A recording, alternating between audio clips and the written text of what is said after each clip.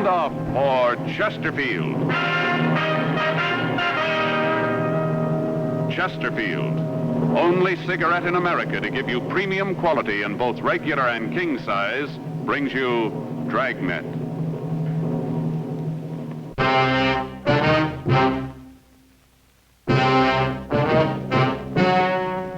Ladies and gentlemen, the story you are about to see is true.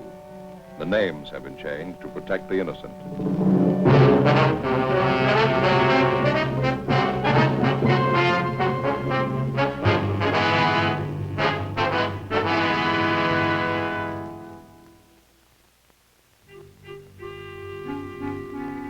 This is the city.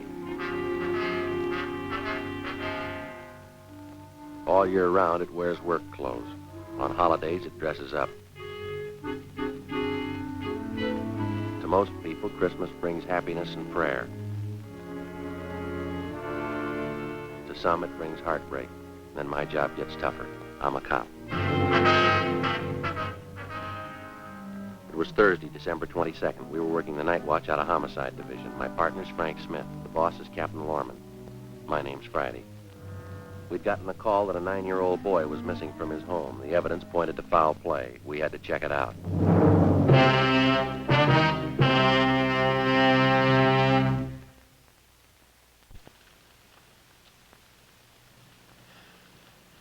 Thousands are changing to Chesterfields, regular and king size, because Chesterfield is the first and only cigarette to give you premium quality in both sizes.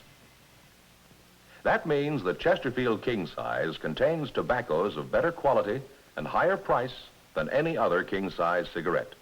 The same fine tobaccos as in regular Chesterfield.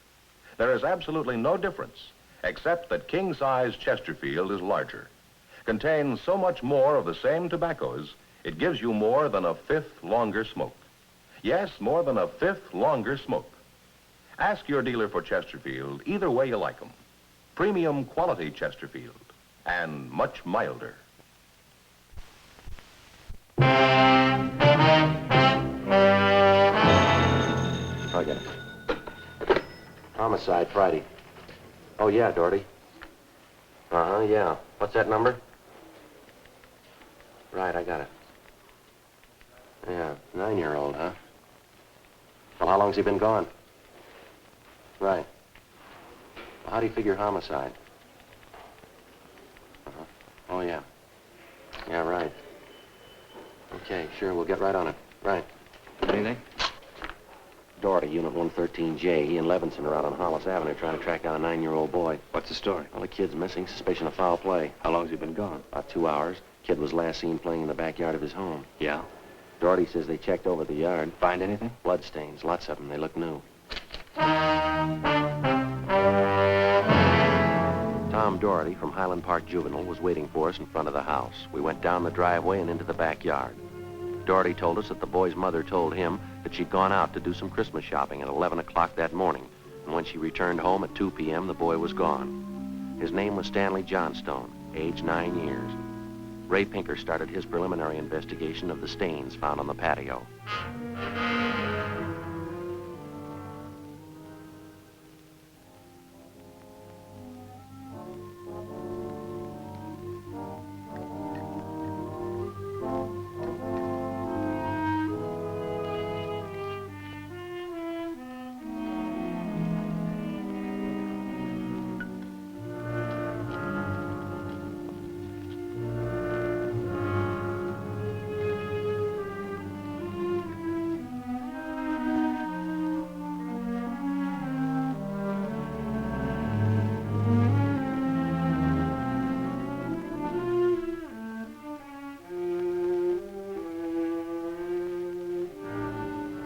There it is, fellas. Yeah, Ray. Very blue, bloodstains, all right. I don't know whether it's human or animal. You have to go back to the lab to run it through? Yeah, biological precipitin test. How soon can you type the blood for us, Ray? Precipitin test won't run more than 20 minutes. Take 3 or 4 hours to run a blood grouping, though. Anything else you want to check? Now, let me borrow a scribe and an envelope, will you, Ray? Sure.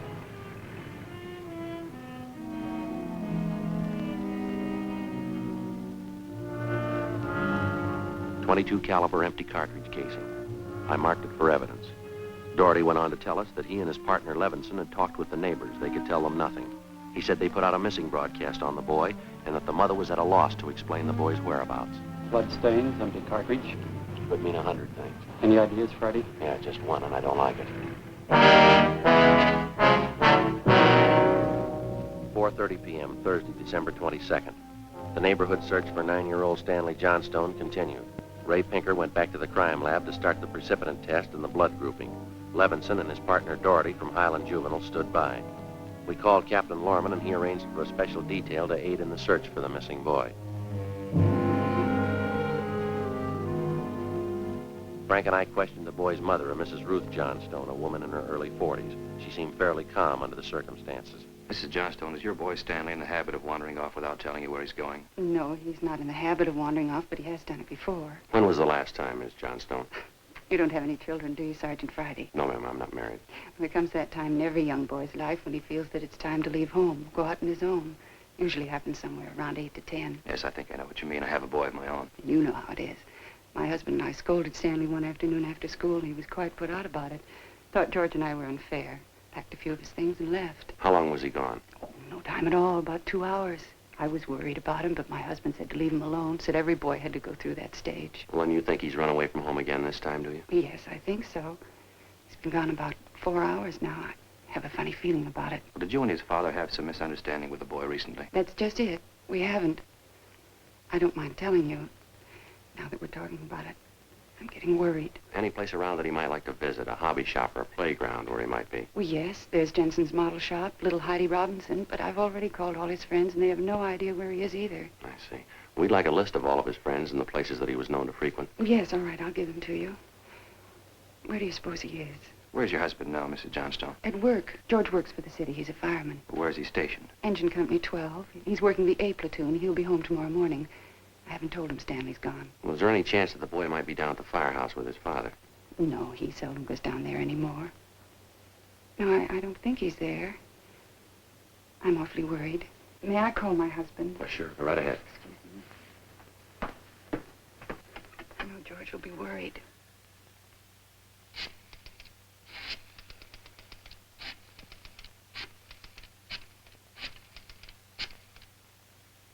Engine Company 12, please.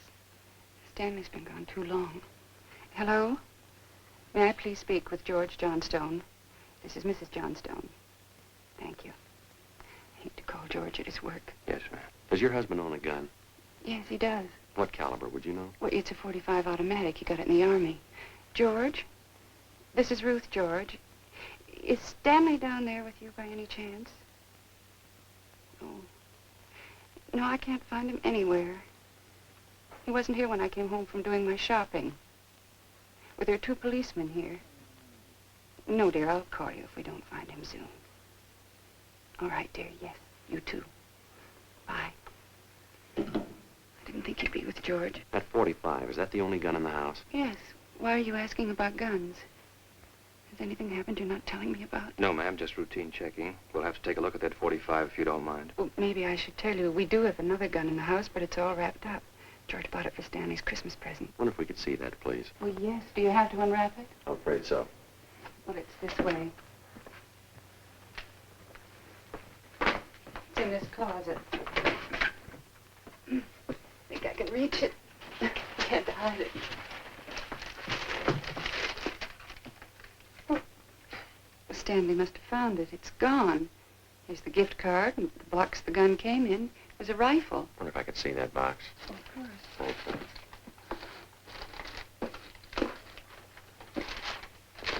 How about it, Joe?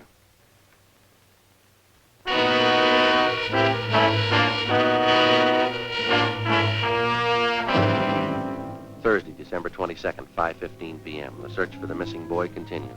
We checked the list of Stanley Johnstone's friends. None of them or their parents had any idea of his whereabouts. We talked with Doherty again. He'd been in touch with the detail combing the neighborhood. They found nothing. We went down to Hollis Avenue and 10th Street, the service station on the corner. Want a dime, Joe? No, I don't.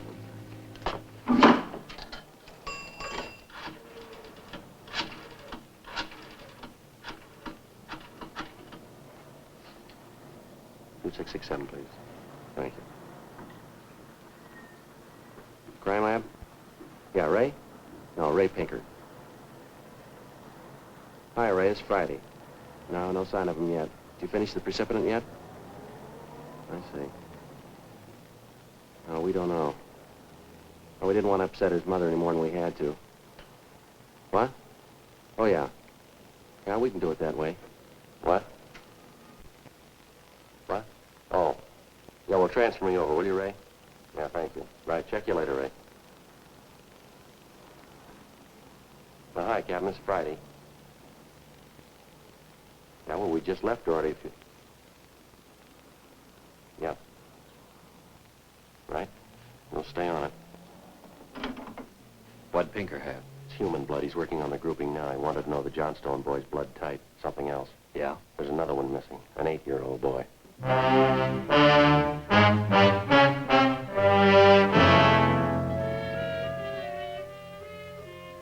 6:30 p.m. We talked with Officer Doherty about the other missing boy. He told us that his name was Stephen Martin, 8 years old. His family had just moved into the neighborhood. It seemed that no one besides the Martin family knew that the boys played together. We got a description of the Martin boy and put out a missing broadcast. We called the Johnstone's family doctor. He told us that Stanley's blood type was type O. At 7 p.m., we talked with Mrs. John Martin. Stevie told me he was just going out to play. He said he'd be home by 6 for dinner. Yes, ma'am. He's always prompt, never overstays his playtime. It's after 7, isn't it? Yes, ma'am, 5 after. You sure Mrs. Johnston doesn't know where the boys are? She has no idea, Mrs. Martin. It's terrible, just awful. I feel there's more to this thing, something you're not telling me. Well, there's no use to upset you until we know a few things for sure. Then you are holding back something. Please try not to worry, Miss Martin. There are certain questions we have to ask, routine questions in any kind of investigation. Is there anything else you want to know? Yes, what's your boy's blood type? Funny question. Do you think anything's happened to him? Have you found him and you're not telling me? No, ma'am, we haven't found him. We don't think anything's happened to him. Blood type. Yes, ma'am. I think I have it written down in Stevie's baby book.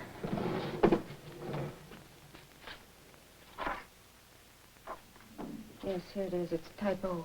Thank you. I wonder if I might use your phone. Yes, of course, in the hall. Thank you. Excuse me. Mm-hmm.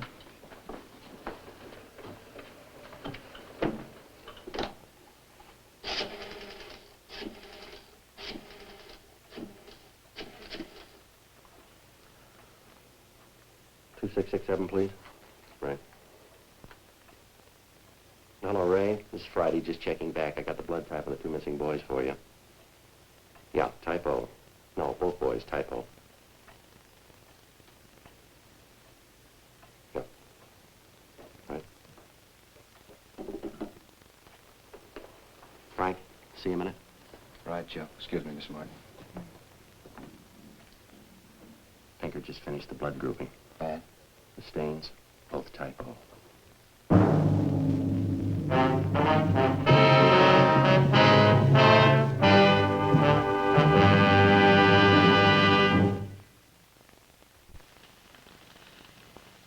We like to give the facts about Chesterfield so you can be your own judge. Chesterfield is the first and only cigarette to give you premium quality in both regular and king size. Chesterfield is the first and only cigarette to tell you what it's made of. The world's best tobaccos, kept tasty and fresh by pure and costly moistening agents, the best that money can buy. And Chesterfield cigarette paper is of the highest purity. Now Chesterfield is the first cigarette to present this scientific evidence on the effects of smoking. A medical specialist is making regular bi-monthly examinations of a group of people from various walks of life. 45% of this group have smoked Chesterfields for an average of over 10 years. After 8 months, the medical specialist reports that he observed no adverse effects on the nose, throat, and sinuses of the group from smoking Chesterfield. I'd say that means real mildness. Either way you like them, regular or king size, you'll find premium quality Chesterfields much milder.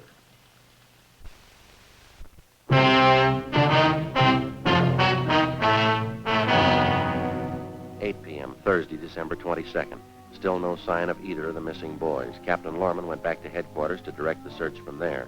He dispatched another detail of 50 men to aid in the hunt for the missing youngsters. 8:30 p.m.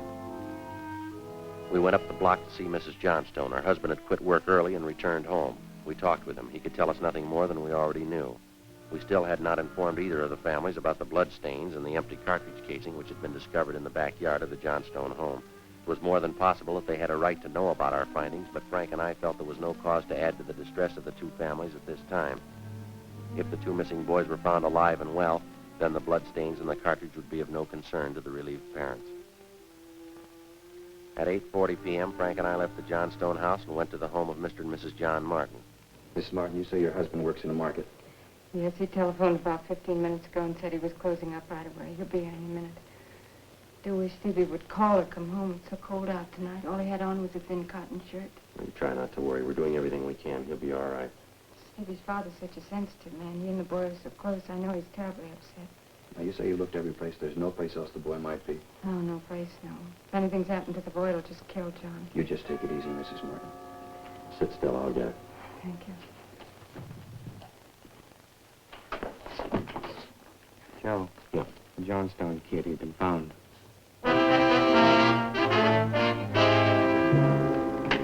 He's home, Sergeant. He's come home. Thank God he's all right. Well, where's he been? Did he tell you? No, he didn't. He's acting so strange. I've never seen him like How do this. you mean, Mrs. Johnstone? Well, he just came in the front door, said hello, Mom, sat down in a chair and stared at the floor. Won't talk to his father or me. Mind if we talk to him? Well, no, go ahead.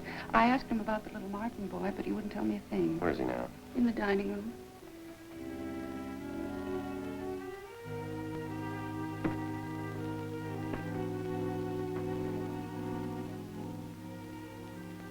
Looks all right, Joe. Yeah.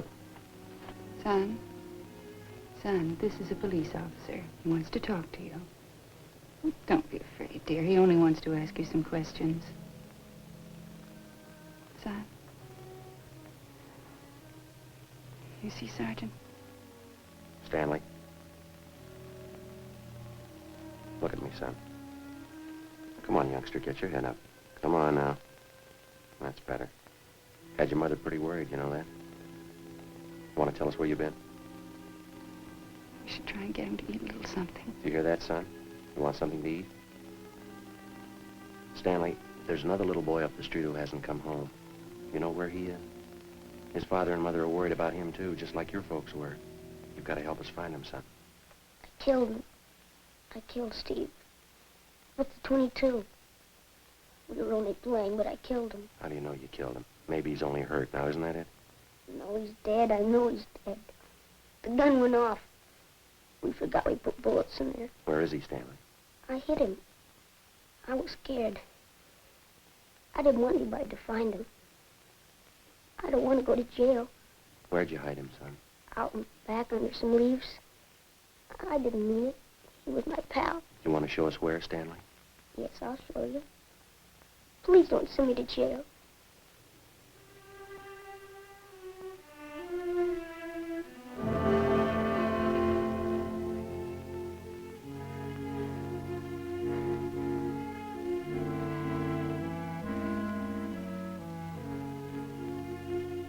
(9:15 p.m., Thursday, December 22nd. 9-year-old Stanley Johnstone led the way out beyond the backyard of his home. He showed us the wagon he moved the body in.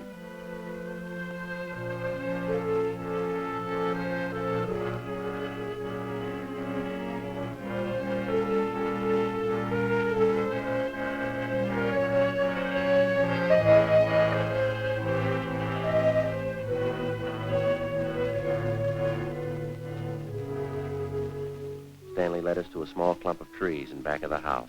There we found the body of Stephen Martin. There was a single bullet wound in his chest just below his heart. He was dead.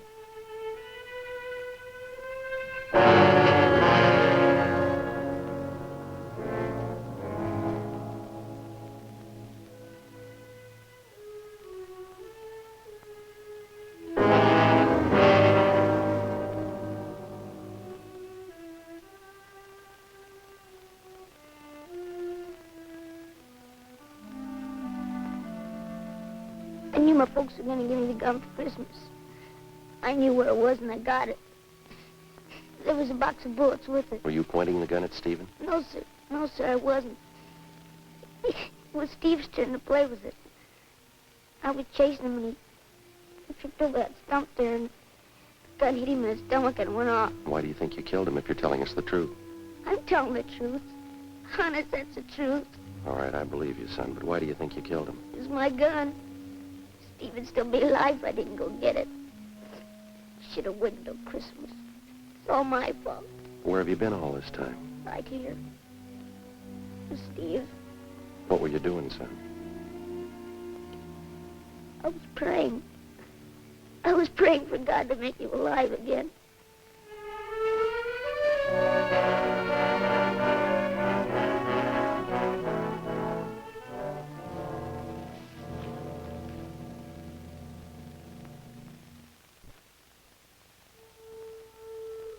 After a thorough investigation, Frank and I were convinced that the shooting of Stephen Martin was accidental. All evidence indicated that the Johnstone boy was telling the truth. We put in a call to the coroner's office and acquainted him with the facts.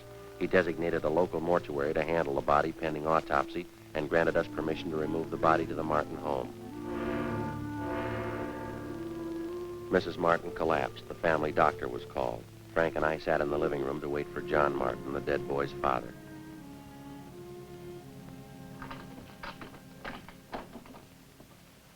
Edith? Edith? Mr. Martin? Yes. You the police? Yes, sir. Where's Edith? Where's my wife? Well, has my boy come home yet? Well, have you found him? Yes, sir. Well, where is he? Stevie? Stevie? Where's Steve?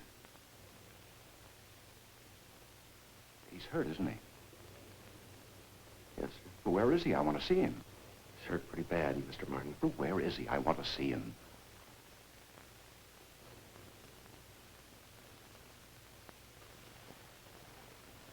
How bad? Pretty bad.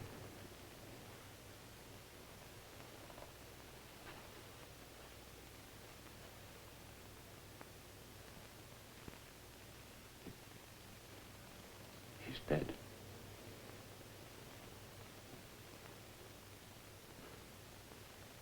All right if I go in? Yes, sir. Will you go with me? Yes, sir, sure.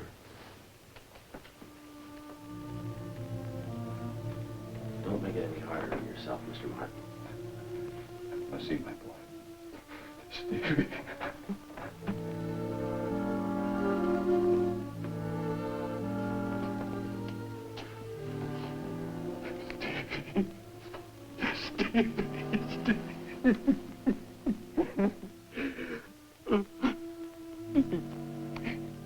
Listen to me, son. We've got a lot of nice things for you for Christmas. Everything you wanted. I got you 3 new cars for the train. And the one with the searchlight on it. It really works, Stevie. It really works. And the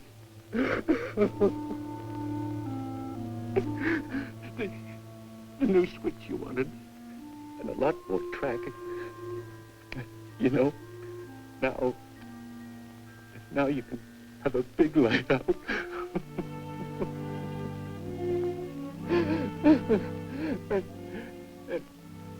and you know that catcher's mitt you wanted? I got that for you too. And the cowboy outfit. Yes.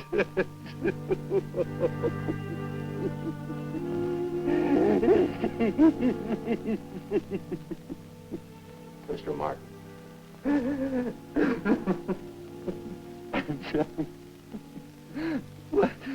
What happened? It was an accident, sir. He was playing with the Johnstone boy up the street.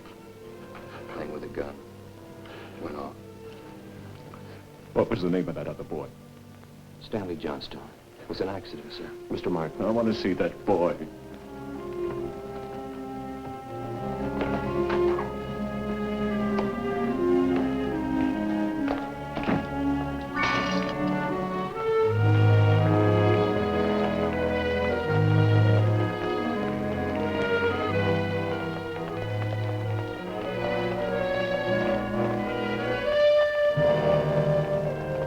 We had no idea what the dead boy's father had in mind. We didn't feel that we should try to restrain him. We went along with him up the street to the Johnstone home. I'm Stevie's father. Where's your boy? Oh, I'm sorry. We bought the gun and we were going to tell him not to use it unless his father was with him until he learned how to treat firearms. Where's your boy? He's right here. Won't you come in? It's all right, Miss Johnson.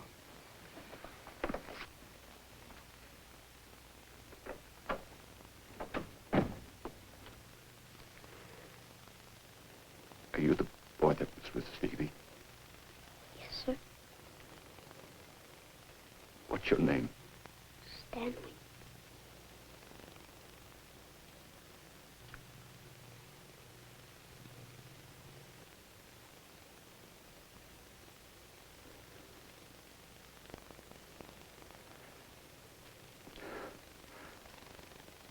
I know it wasn't your fault, Stanley.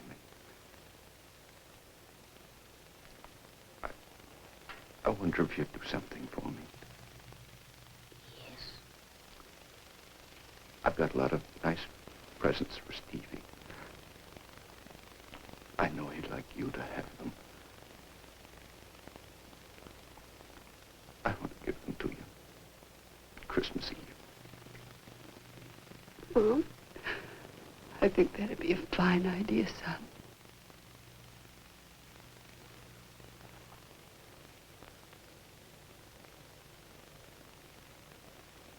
Come on, Frank.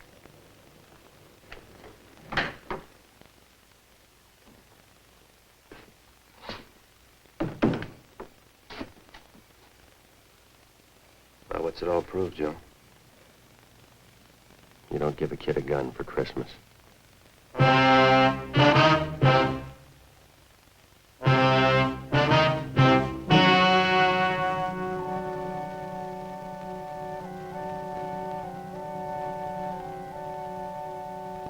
On December 24th, the coroner's inquest was held at the County Morgue, Hall of Justice, City and County of Los Angeles, State of California.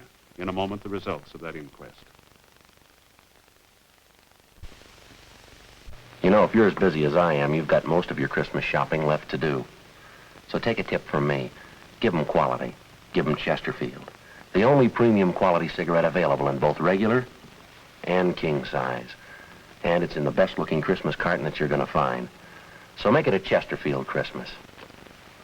And now, from all of us on Dragnet and the people who make Dragnet possible, Liggett and Myers, the over 6,000 wholesale distributors, and the 1,300,000 retail Chesterfield dealers, including the one you know so well, a Merry Christmas.